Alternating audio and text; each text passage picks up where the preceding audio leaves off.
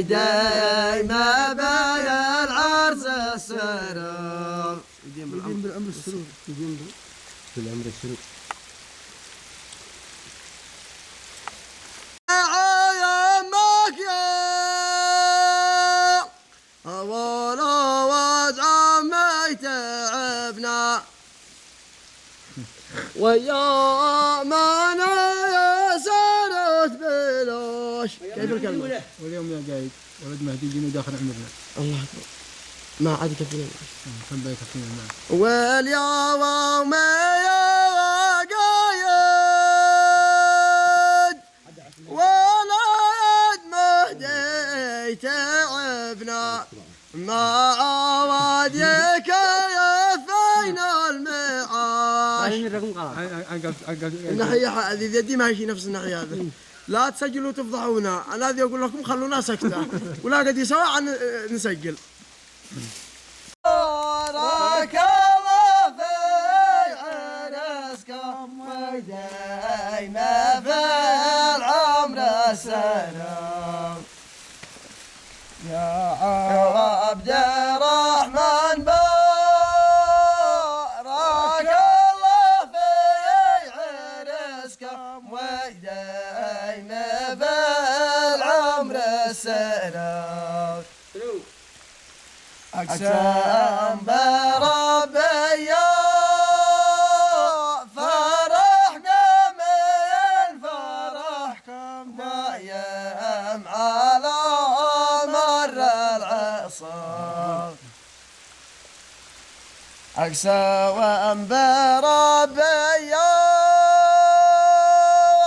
فرحنا من فرحكم دايم على والله ما تهون. كلمات الزامل للشاعر كومان سعد المظهب يقول فيها: يا عبد الرحمن بارك الله في عرسكم ويدين في العمر السرور. سرور. أقسم بربي يا فرحنا من فرحكم دايم على مر العصور. الله سلامات هان عين الراس. أبقاه سلم. هيا كمان مره وخولت الشجع ذليل. هذا حقك. هذا حق أبوك. مسكين من هو أحسب الدنيا وضماره وعاش في بقعة بخيل. وعاش في بقعة بخيل ولا وعاش بالدنيا بخيل ولا وعاش في عمره بخيل. يا سعد لله الباقى والدار داره ما العبد عده للرحيل. أخي الجلعي فنان في جوابات ما يا وارباح الامان ان عرفت لي قراره وكاله وان عمره طويل. كلمات الزامل الاول في عرس علي صالح مطغوقان للشاعر سعد محمد المظهب حفظه الله. يقول فيه والزامل كان موجه لي، يقول فيه: قال دنيا غرورة ضيعت كم من مالها وخلت الشاجع ذليل. مسكين من ذي يحسب الدنيا ضماره وعاش في عمره بخيل. وهذا هو قصد فيها حاجة ضربة نص الثمن، لأنه ذاك اليوم الحاجة حال يعني نحن طمعنا وما أدري. جواب محمد جلعي قال في الجواب حقه، قال: يا سعد لله البقاء والدار داره ما العبد عده للرحيل. ما يربح إلا من عرف تالي قراره وكان وفى بالمكين. أنا جاوبت الجواب الاثنين.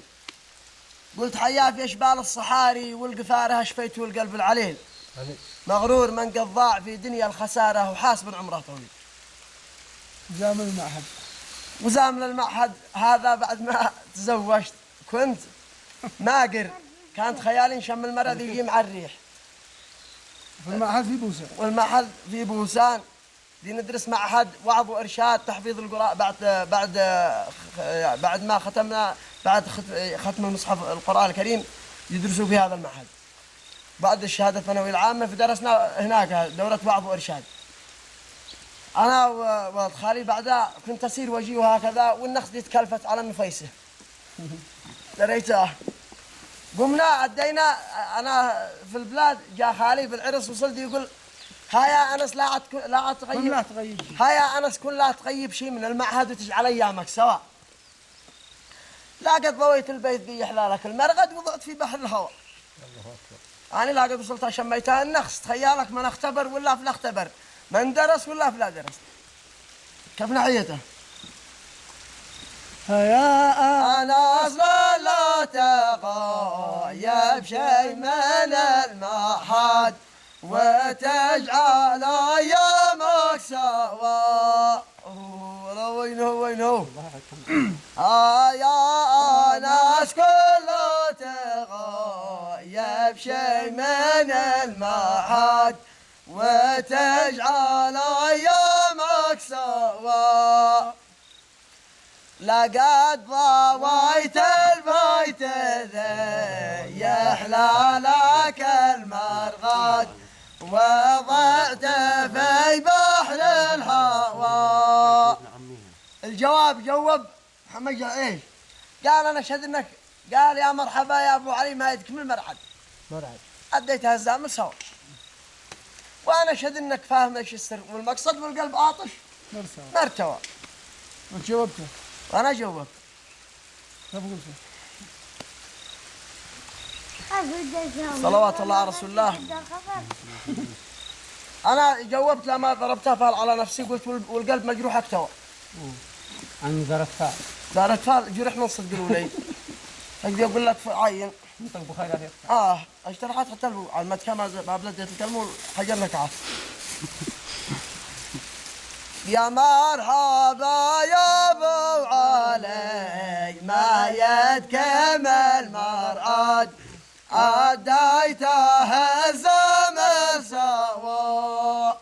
زمنوا بينه وانا اشهد انك عارف ايش السر والمقصد والقلب عاطش مرتوى. مش وقت العمل نصير نفتهن. صور ولد عمي قوي عليها الحريم. هو وصلنا لهناك قلت رغم انني مشغول فرغت انشغالي حبا في الجلسه معك. رغم انني مشغول فرغت انشغالي حبا في الجلسه معك وانت رفيق الدرب من يوم كان خالي واحنا رفاقك واخوتك. الله اكبر الله اكبر. يجي اقول لك زعما علينا هو عندنا رمش النظر. الله كوما شاو نزلت قدام اظن شهرين وثلاثه دوره للجبو بعدها شعر ثانويه. الشوم الدربزي ما ثانيه. سلام من ذي كان خاله سيرك واحنا على نفس النسق نمشي قفاه. هذا يا النيلان الشخص هم تعالوا نعرفك واحنا كذا هنعرف لا يلا. سمعت انا ليه؟ تمام. قلنا سلام من ذي كان خاله سيرك واحنا على نفس النسق نمشي قفاه. قال المضحب صاحبي من صاحبه ومن العمل مثقال ذره دايره. الزلام له مقاصد. سب قضيه مصيري ولا قال يا مرحبا كومان واخوالي معك. عيال مرحب على راسي معلي مستواه انا ذي يبذل واجبي في واجبك والله ذي عالم بما قلبي نواه. قلنا قال المضحب هكذا الدنيا غروره ما حد عمل مكر الاله. الله اكبر. انا وغيري وانت لا جات الظهيره كل يوم بيفقد غداه. الله اكبر الله اكبر. قال يا صاح مكر الله بارك في مثوره لا يامنه الا الطغاه. الله اكبر. دنيا ذي تحول حلاها على مروره وجرح ما يلقى جوا. نشتين سجل هذا الزمن. قال يا مرحبا كومان ما الشمس روست. يا مرحبا كومان ما الشمس روست ودنت فيها على رؤوس الحيوط. الوقت ضيق والمشاكل حلقت قد ضايقوا من وضعنا ذي في اللحوم. بعد الميتين يشتوا خروج. هو الزامل على الغايب. واحنا ادينا على الشروق. ولا حياك ربي عد ما الشمس اشرقت والصبح يتنفس على انسان الورود. كم يا مفاتح يفتح ما تغلقت والله معنا لا خشعنا في السجن. بعدها قام قدام المغرب قال الحقوا نسمر في اصفرة. وصلنا هناك ما ادري ايش المقصود في البيت. لا ايوه أو يوم جيت أنت أبو عبد عندك غير قام استعجل الداد يامر رسله لي في التلفون حق خالي علي. قال يا مذهب اول قل لي صغير اتجاهك اعطيك مفتاح القلي. لا تفتح الباب انتبه كل انتباهك الزر بسدي بالطريق. اوه بطيء. والما يكتب الله كل خير. يا صاعد الزامل ذكر مكر الله ما حد من مكر قلنا قال مذهب هكذا الدنيا غروره ما حد من مكر ايه. حقك هذا انا وغيري وانت لا جات الظهيره كلين ما يفقد غيره. ما ضربها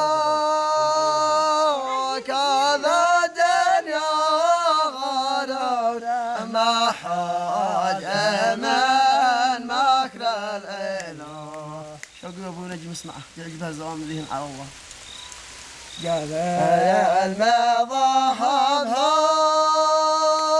هذه الدنيا غروره ما حد امن مكر الاله.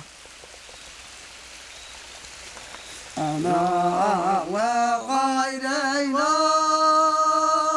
تدرجت الظاهره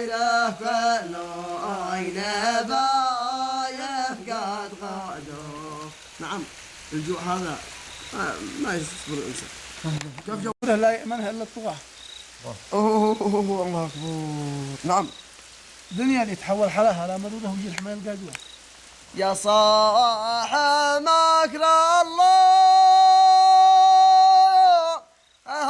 بارك في مثوره ما يأمنه إلا الطغاة. يعني يقولوا ما حد يأمن مكر الله. أيوه يا صاح مكر الله بارك في مثوره ما يأمنه إلا الطغاة. دنيا اللي تحول حلاها لا مروده دنيا تحول ويجي الحمايه القادوه. دنيا ذا يتحول حالها لا مرورة وجرح ما يلقى دواء. يا كسرنا موسى وش تخالد هذا ولا هذا النحيل البيت بعض الأصحاب لا يسمن ولا يغني لا لقينا جبا يجتاح مسؤوله. مرحبا شيخنا منا ومني يا بسر في فعله وفي قوله. هذا الجواب مني انا والله. كلمات الحق ما شي غيرها تغني والله اكبر ولا حلا سواها والله. هذا الزامل قال في علي ابو يابس قال يا بلاد التويتعات حاكوني كيف قد هي علاقتكم مع الدوله. بعض الاصحاب لا يسمن ولا يغني لا لقيناه شباه يشتاح مسؤوله. ما حد يجاوب. انا عرضت لي هكذا جاوبت ان انا من عنز وانا من بلاد عنز من ابو يابس منه. قلت مرحبا شيخ انا منه وهو مني يابس الراس في فعله وفي قوله. كلمة الحق ماشي غيرها تغني الله اكبر ولا حلا سوى حلا. وكلمة الزاملة عندما قال بعض الاصحاب لا يسمن ولا يغني ما جاوبتش انا عليها لانه ذيعني لها الخبرة وانا وش لي. انا جاوبت لي على الحرف هذا ولا ما قديش يجاوبها. الجواب على تي كلمة عندما قال بعض الأصحاب لا يسمن ولا يغنيه تشتي لها جواب إنه يقول أنت عارفني يعني إن أنا رافع الراس هكذا ما أمين لا يسرى ولا يمنع. ما أجاوب عليها الذي هو ملقوص ما يرقي إلا الملقوص. الشوامخ رحبت وصلك يا حليفة يا الوفا قادم ومن توالي. على هذا النحو قد وضعنا يا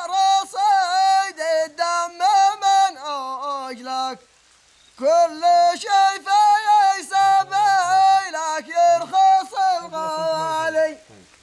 هذا التويتي وصل علي ابو يابس قدامه وقال له هكذا، قال البلاد والشوامخ رحبت وصلك يا حليف الوفا قادم ومن تالي، قد وضعنا رصيد الدم من اجلك كل شيء في سبيلك.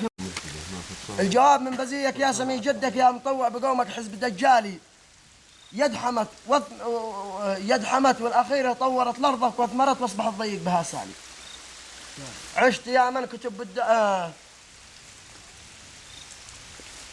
لو عمل عشت يا من كتب بالدم تاريخك، من وفاك صار صيتك مرتفع عالي. لو عمل كل مسؤول باليمن مثلك كان محتاج لا مدفع ولا آلي. طيب حسه عندنا ها صلوات الله على رسوله. كمان حسه عند كلمات الله أكبر ولا حلا سوى حلا. ما له بيجي واحد ثاني. أوه ذي يسيق عليها يمكن. محمد قوقان رحمه الله في هذا اليوم في كل يوم في مناسبة أتى حسن علي الفاطمي وصل يقول يا صرم طرفة عنس لا تستامنوا بيت القبس والحق مثل الشمس من فوق الرئاسة. من هذا؟ حسن علي فاطمي وجه الزامن خطير. حسن علي ضرب بها 4 جهات. قال يا صرم طرفة عنس لا تستامنوا بيت القبس والحق مثل الشمس من فوق الرئاسة. النذل يتفرس وانا صابر على مفعول امس، والجيد يتفردس وراسي يشق راسه. وهو ضرب بينها هذه شنيه واهل عماد ولخ بينها بني غوغان. قصان بني غوغان مراوغين الارض يقول هكذا. وقد ادى زامل المنتجاه في يعني ان بني غوغان مايلين صلاه تويتي وما بك من هذا الخبر. رجع خالي عبد الله ادى هذا الزامل للتويتي، لان تويتي ادى زامل بنفس الحرف على هذا لخالي عبد الله، لعبد الله احمد غوغان. قال عبد الله احمد غوغان قال هذه تحياتي لمرداس الليالي والغلط من كان خاين حط له مكواب راسه. يا كمبيوتر يا مقاس الجو اذا قد فيه طقس عالج امور الناس باسلوب السياسه. جوب علي ناصر الرعيني نيابه عن تويتي قال فيه احنا على مبدا موحد من خرج من هالدعس، مبدا الهي رافض اصحاب الدناسه. وانا معك يا زربه الحد منتظر دق الجرس وخصمنا ما قد كلف الحماسه. الله هذا تحيات لمرداس الليالي والغلاس من كان خاين حط له مكواب راسه. يا كم بيتر يا مقاس الجو إذا وقد في طقس علاج أمور الناس بأسلوب والسياسة. قال في زام الله حسن علي فاطمي وصل يقول يا صرم يا حد عنس أسعد جبالك مننا عوده وندله للبلد والصرم وأهله من زيادة. كنا عصا في اليد نتهاتف على وادي وحد واليوم كلنا قد تخلى من بلاده. جواب عبد الله أحمد غوغان يقول حيا بني مرفد تحية عاطره من ذي شرد ذي لحد له رد والقيت ورداده. لا يد من اعتد ما عشي أسد وسط البلد لا قيد ولا مرود ولا بالحصن قاده. زعم لا أن تصلحوا مشايخ ولا قيد عندكم ولا مراود ولا تصلحوا بني آدم ولا بينكم رجل راشد. رجع حسن علي فاطمة يدى زامل بعد هذا الخبر يدو موجوع. قال يا صرمشي عودة لمنعكم الأشعاد الخبر الجور. يا صرمشي عودة قد الوادي لكم مدي يده والبوم مرتده مستشفى العيادة.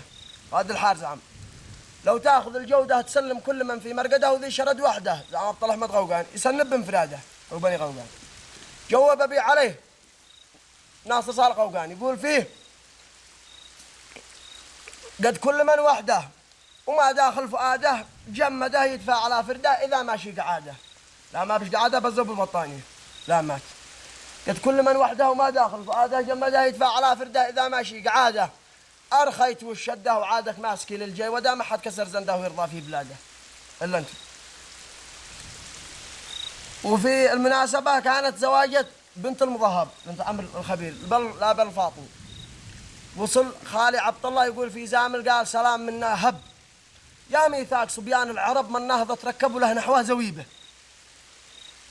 يا صبة المحبب عساكم تجبروا كسر الصحاب فرع السبب هي تعرف حجرة وضربه. وزامل ذي وحافظها الخبير ذي قالت بني قوقان يا عنس البصائر بالثبان. قوله بس ما نش داري ايش القصة. القصة على ما لنا يا بني قوقان ذي في حديده. قالت بني قوقان يا عنس البصائر بالثبان لا توسع الميدان هبوا يا وجوه القبيلة. قبيلة قد شوكة الميزان مالت فوقنا طول الزمان لو نكفت خودان شرع الرمح يطعن بول. الله أكبر. زمل فيه. أيضا كذلك أذكر من زوام الخالي عبد الله يرحمه جداء عندكم يوم ما هو بيوم الدو عندنا يوم طلعوا أبي وعمامي. هذا الدافع حدا ما لنا عندنا. لأنه أبي وعمامي كانوا ساكنين في الهرمة نقل سيدهم من كوما من قرية من الأصل نقل الهرمة قال لا وخلف هناك أجدادي. حصلت مشكلة قتل جدي قتل عامر الشعيثي وبعدين قاصصوا به في المحكمة لكن سرحوا جددوا المخوة في كوما. في زامن الذهبي الشطر الأول وخالي كملها. قال فيه في بداية الزامن يا سلام يسرد ما يتكمل مرعد ما تحمل كند يا رحمة الساعد ساعد. قال لي قد وفد للكومنة جدد نسأل الله يجمع شورنا واحد. هذا الزامن الخالي عبد الله والزامن الثاني نبي قال يا سلامي من الحيد والوادي والوقيره والعش ورداده يا رجال الوفا لا بد البادي المضحى بعرف ساحة أجداده. يا الله أكبر. وهذا زامن لأبو الأسد أبو صدام النجم كان معهم قضية يقولون إنها قضية بالدولة لأبو الأستاذ فقال باحنا لي حنه توطي كل شامخ تطحنه من ذي بدت منه وجع ما كان ظني لا زاد رضي عني ولا عنه إذا نابس أنا أحمد وجنه خير لي من 1000 جن. رحمه الله وشفاه وعافاه. بحنا كل شامخ تطحنه من ذي بدت منه وجع ما كان ظني لا زاد رضي عني ولا عنه إذا نبص أنا أحمد وجنا خير لي من 1000 جني. حيا يعني خلوها صوت